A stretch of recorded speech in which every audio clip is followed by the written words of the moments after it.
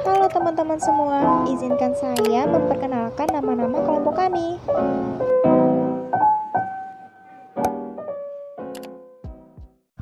Saya Salsabila Khairani dengan NIM 19 10 11 2017. Perkenalkan, nama saya Ahmad Sofian dengan NIM 19 10 11 20 22. Saya Nevi Pradana Ramadhani dengan NIM 19 10 11 20 27. Halo semuanya, saya Susi Melia dengan NIM 19101120032. Perkenalkan, nama saya Humaira Rania Budi Sisworo, NIM saya 1910112181. Nah, di sini kami akan membahas mengenai analisa laporan keuangan. Jadi, analisis laporan keuangan itu adalah suatu kegiatan penilaian, penelaahan atas laporan keuangan perusahaan dengan mendasar kepada beberapa metode dan teknik penganalisaannya, sehingga mereka yang berkepentingan terhadap perusahaan dapat melakukan evaluasi dan tindakan lebih lanjut pada perusahaan tersebut. Jenis-jenis laporan keuangan. Laporan keuangan itu ada 5 jenis. Yang pertama, laporan posisi keuangan, laporan laba rugi komprehensif, laporan perubahan ekuitas, laporan arus kas, dan catatan atas laporan keuangan. Saya akan menjelaskan laporan posisi keuangan terlebih dahulu. Jadi, laporan posisi keuangan itu adalah kondisi keuangan atau posisi keuangan suatu perusahaan pada suatu tanggal tertentu.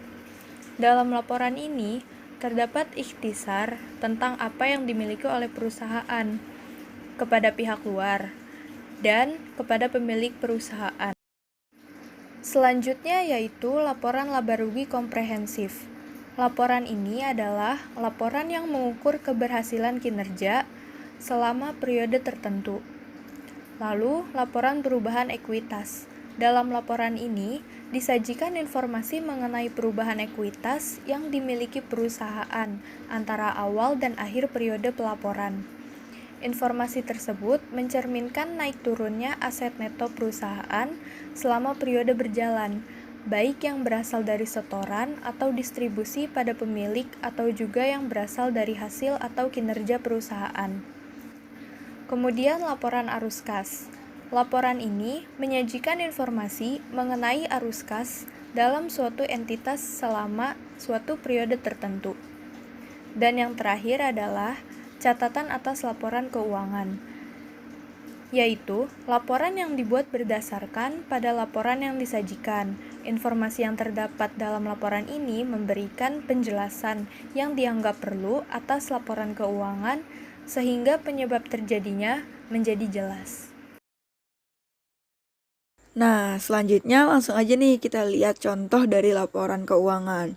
Di sini ada neraca atau laporan posisi keuangan. Seperti yang udah disebutin sebelumnya, di laporan posisi keuangan itu aktiva sama dengan kewajiban ditambah ekuitas pemegang saham. Jadi, di neraca ini nanti ada instrumen-instrumen keuangan yaitu berupa aktiva, lalu ada kewajiban dan modal. Nah, kalau misalnya kalian lihat di jumlah aktiva dan jumlah kewajiban dan modal itu harus imbang. Nah, kalau misalnya keduanya udah sama, berarti artinya udah balance dan laporan posisi keuangan kalian udah benar. Nah, selanjutnya ada laporan arus kas. Di laporan arus kas ini, kalian akan mengetahui tentang keluar dan masuknya dari kas yang dimiliki oleh perusahaan. Nah, di laporan arus kas ini ada 3 aktivitas. Yang pertama itu ada aktivitas operasi, yang kedua ada aktivitas investasi, dan yang ketiga yang terakhir ada aktivitas pendanaan. Nah, kalau misalnya kalian lihat di contohnya ini, di situ kan ada kegiatan operasi berupa kas untuk membeli persediaan, kas untuk membayar biaya operasi. Jadi di sini dicatat nih apa aja yang keluar, kas apa aja yang keluar nih dan masuk dari aktivitas-aktivitas operasi. Nah, selanjutnya di kegiatan investasi. Nah, di situ jadi di semuanya dirangkum dengan semua aktivitas yang keluar dan masuk dari kegiatan investasi. Begitu pula dengan aktivitas pendanaan atau aktivitas keuangan. Nah, kalau misalnya udah kita rangkum semua keluar dan masuknya, kita jumlah ini kenaikan dan penurunan kas. Lalu dijumlahkan dengan saldo awal kas dan itu akan menjadi saldo akhir dari kas kita. Nah, dari situ kita bisa lihat nih, saldo akhir dari laporan arus kas kita itu udah sesuai belum sama yang ada di neraca. Nah, kalau misalnya udah sama, berarti laporan arus kas kita udah benar. Tujuan pelaporan keuangan yang pertama itu untuk mengetahui posisi keuangan perusahaan seperti liquidity, solvability, dan rentability. Yang kedua, untuk mengetahui kemampuan perusahaan dalam menghasilkan laba atau earning power. Yang ketiga, untuk mengetahui kemampuan perusahaan mendatangkan aliran kas atau cash flow. Yang keempat, untuk prestasi manajemen dalam mengelola sumber ekonomi. Dan yang terakhir, sebagai pertanggungjawaban manajemen. Metode analisis laporan keuangan. Metode analisis laporan keuangan itu ada dua. Yang pertama ada metode vertikal atau statis. Metode vertikal merupakan metode analisis yang dilakukan terhadap hanya satu periode laporan keuangan. Analisis dilakukan antara pos-pos yang ada dalam satu periode. Yang kedua ada metode horizontal atau dinamis. Metode horizontal merupakan metode analisis yang dilakukan dengan membandingkan laporan keuangan dari beberapa periode. Oke, di sini saya akan membahas terkait dengan teknik analisis laporan keuangan. Yang pertama di sini ada teknik analisis perbandingan laporan keuangan. Ya, itu adalah untuk melakukan analisis dengan cara memperbandingkan laporan keuangan untuk 2 periode atau lebih. Lalu selanjutnya ada analisis tren atau tendensi, adalah teknik yang digunakan untuk mengetahui tren atau tendensi dari kondisi keuangan perusahaan, apakah menunjukkan kecenderungan tetap, naik, atau bahkan menurun. Selanjutnya ada analisis presentasi per komponen. Teknik analisis laporan dengan presentasi per komponen adalah teknik analisis untuk mengetahui presentasi investasi pada setiap aktiva terhadap total aktivanya.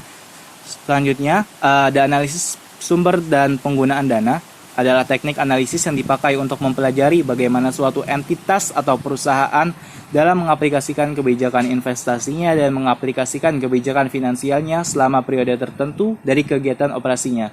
Selanjutnya ada analisis sumber dan penggunaan kas, merupakan alat analisa keuangan yang sangat penting bagi manajer keuangan di samping alat-alat finansial lainnya. Nah, jadi suatu laporan yang menggambarkan dari mana datangnya dan untuk apa kas itu digunakan disebut laporan sumber-sumber dan penggunaan kas.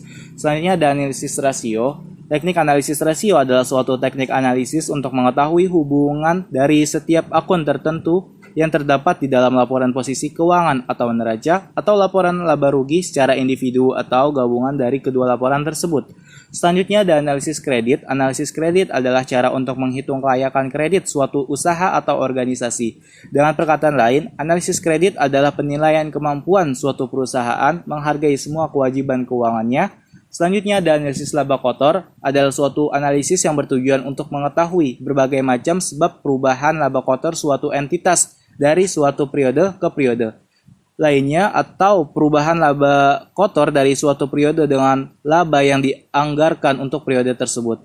Dan yang terakhir di sini ada analisis titik impas atau break even point, adalah suatu analisis untuk dapat menentukan tingkat penjualan yang harus diraih oleh suatu entitas supaya entitas tersebut tidak mengalami kerugian, namun juga belum mendapatkan keuntungan. Dengan menggunakan analisis ini akan diketahui berbagai macam tingkat keuntungan ataupun kerugian terhadap suatu tingkat penjualan. Selanjutnya, saya akan menjelaskan terkait dengan manfaat analisis laporan keuangan. Nah, di sini ada beberapa pihak ya. Yang pertama ada bagi manajemen, yaitu untuk mengevaluasi kinerja perusahaan, kompensasi, dan pengembangan karir. Lalu ada bagi pemegang saham, yaitu untuk mengetahui kinerja perusahaan, pendapatan, dan keamanan investasi. Lalu ada bagi kreditor, yaitu untuk mengetahui kemampuan perusahaan memenuhi utang beserta bunganya. Lalu ada bagi pemerintah, yaitu untuk menetapkan pajak, persetujuan untuk go public. Dan yang terakhir ada bagi karyawan, yaitu untuk penghasilan yang memadai dan keamanan kerja. Nah, bagaimana teman-teman? Udah paham kan tentang analisis laporan keuangan? Mungkin cukup sekian dari kelompok kami. Sampai jumpa di kesempatan berikutnya. Dadah.